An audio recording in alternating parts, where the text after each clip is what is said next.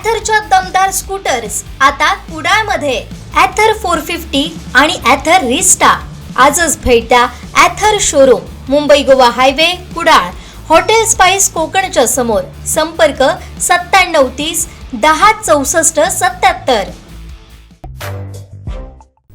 वेंगुर्ल्यात नगर परिषदेच्या निवडणुकीत पुन्हा एकदा नगराध्यक्षपदी विजय मिळवलेल्या दिलीप गिरप यांनी नगर परिषद नगराध्यक्ष दालनात प्रवेश करत पदभार स्वीकारलाय. जिल्हा बँक अध्यक्ष मनीष दळवी, महेश सारंग, बाळू देसाई, पप्पू परब यांच्या प्रमुख उपस्थितीत गिरप नगराध्यक्षपदी विराजमान झाले. यावेळी त्यांच्याशी संवाद साधले आमचे वेंगुर्ले प्रतिनिधी दीपेश परब यांनी.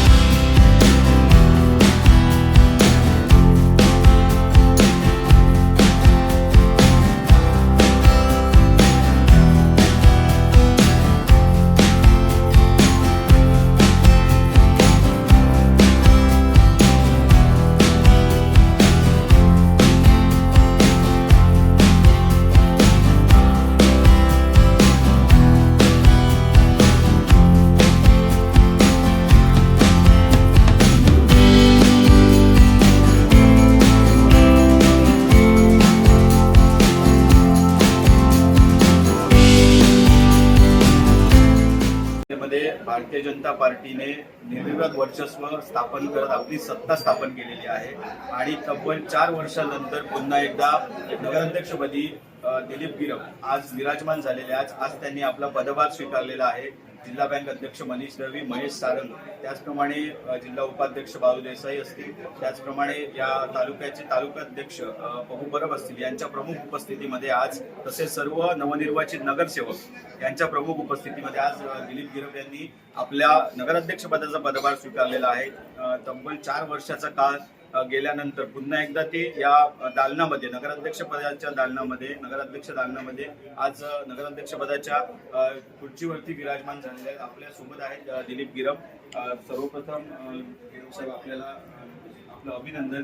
पुन्हा एकदा आपण या नगर परिषदेमध्ये नगराध्यक्ष म्हणून विराजमान झालेला आहात. आज या पदभार आपण स्वीकारलेला आहात. काय सांगाल, काय प्रतिक्रिया? नमस्कार. मागची 5 वर्ष 2016 ते 2021 या कार्यकाळात मी इथे नगराध्यक्ष होतो. भारतीय जनता पार्टीच्या माध्यमातून लोकांनी भरघोस मतांनी मला निवडून दिलेलं होतं आणि आपले त्यावेळी 10 नगरसेवक होते.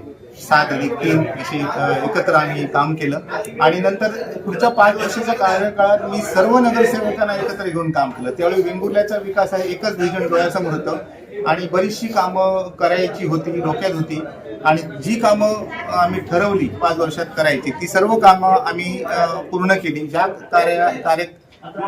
कामाचं आम्ही भूमिपूजन केलं त्या कामाचं उद्घाटन सुद्धा आम्ही केलं आणि या कामी आम्हाला आताचे प्रदेशाध्यक्ष रवींद्र चव्हाण त्यावेळी आमचे पालकमंत्री होते, खासदार नारायणराव राणे साहेब असू देत, आताचे पालकमंत्री नितेश राणे आहेत, आपले देवेंद्र फडणवीस मुख्यमंत्री आहेत. या सर्वांच्या माध्यमातून निधी भरपूर मिळत गेला आणि वेंगुर्ल्याकडे सर्व लोकांचा आणि आपल्या सर्व ज्येष्ठ पदाधिकाऱ्यांचा लक्ष होता की वेंगुर्ल्याला काय कमी पडू द्यायचं नाही आणि आम्ही जसा तसा निधी मागत गेलो तसं तसं आम्हाला निधी मिळत गेला आणि तो सर्व निधी आम्ही कामी लावला, कामाला वापरला आणि योग्य प्रकारे आम्ही त्या कामाचं नियोजन करून पूर्णपणे निधी संपवला. त्याचे परिणाम असे झाले की वेंगुर्ल्याचा कायापालट झाला, वेंगुर्ल्याचा विकास झाला, वेंगुर्ल्यात अनेक कामे मार्गी लागली. त्यामुळे असं झालं की आता या आज झालेल्या निवडणुकीमध्ये लोकांकडे आम्ही फक्त विकासाचं विजन घेऊनच गेलो आणि या विकासामध्येच एकच विषय आम्ही डोक्यात ठेवला की वेंगुर्ल्याचा विकास पुढची 5 वर्ष केलाच पाहिजे आणि तो आम्ही करणारच. विरोधक आमच्यावर वैयक्तिक टीका टिप्पणी करत होते, परंतु कोणत्याही टीकेवर आम्ही उत्तर दिलेलं नाही. आम्ही फक्त एकच डोक्यात ठेवलं की वेंगुर्ल्याचा विकास करायचा. यासाठी आम्हाला आमच्या भारतीय जनता पार्टीकडून सर्व वरिष्ठ नेत्यांचं तसेच आपल्या स्थानिक नेत्यांचं, आमचे बाळू देसाई असतील, प्रशांत आपटे असतील, अशा सर्व ज्येष्ठ मान्यवरांचं आम्हाला पाठबळ मिळालं. भारतीय जनता पार्टी पूर्ण ताकदीनिशी आमच्या सोबत राहिली.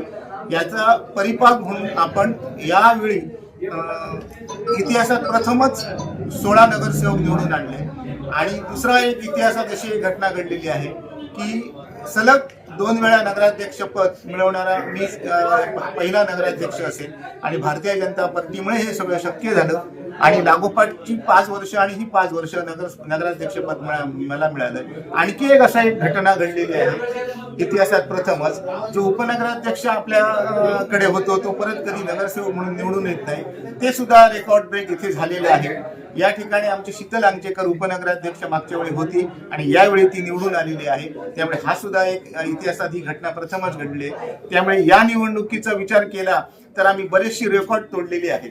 त्यामुळे आणि हे सगळं आपल्या भारतीय जनता पार्टी आणि नागरिकांमुळे शक्य झालं. नागरिकांनी आम्हाला पूर्ण बहुमत दिलं फक्त विकासाच्या मुद्द्यावर. नागरिकांना माहिती होतं की विकास केला, जी माणसं विकास करू शकतात त्यांनाच परत सत्ता द्यायची आहे आणि ते नागरिकांनी ठरवलं आणि ते पूर्ण केलेलं आहे नागरिकांनी. आता आमची जबाबदारी वाढली आहे. आम्हाला 16 अधिक 1 17 जणांची टीम घेऊन वेंगुर्ल्याच्या विकासात पूर्ण झोकून द्यायचं आहे. पुढची 5 वर्षात असा विकास करायचा आहे की मागच्या 5 वर्षात केलेला विकासापेक्षा चांगला विकास झाला पाहिजे, हे डोक्यात ठेवलेलं आहे. तुमच्या चेहऱ्याला पुन्हा एकदा नगरवासियांनी पसंती दिलेली आहे आणि संघटन कौशल्य जे भारतीय जनता पार्टीचं होतं ते या निवडणुकीमध्ये दिसून आलेलं आहे. कारण 16 नगरसेवक येणं ही पहिल्याच वेळी हे घडलेलं आहे, इतिहास घडलेला आहे. तर याबद्दल काय सांगाल? संघटनेची जी यंत्रणा होती, संघटनेचं जे नियोजनबद्ध काम होतं त्याच्यामुळेच ही सत्ता स्थापन झालेली आहे, याबद्दल काय सांगाल? बरोबर आहे. खरं तर भारतीय जनता पार्टीने ह्या निवडणुकीत एवढी रणनीती आखलेली होती, एवढी नियोजन केलेलं होतं की प्रत्येक प्रभागात 8-8, 10-10 जणांची टीम नेमली होती आणि हे आपले भारतीय जनता पार्टीचे स्थानिक कार्यकर्ते असतील किंवा तालुक्यातले असतील किंवा जिल्ह्यातले असतील, असं हे 8 ते 10 जणांची फौज प्रत्येक प्रभागात या उमेदवारासोबत फिरत होती. असे जवळजवळ 100 ते 150 कार्यकर्ते नियोजनबद्धरित्या प्रचार करत होते आणि प्रत्येकाच्या घरोघरी जाऊन प्रचार करत होते. त्याचा फायदा असा झाला आणि भारतीय जनता पार्टीचं महत्व आणि वेंगुर्ल्यात विकास कोण करू शकतो, राज्यात कोणाची सत्ता आहे, देशात कोणाची सत्ता आहे, आपले पालकमंत्री कोण आहेत, हे सर्व लोकांना समजावून सांगत होते. त्याचा परिणाम हा आपला रिझल्ट आहे.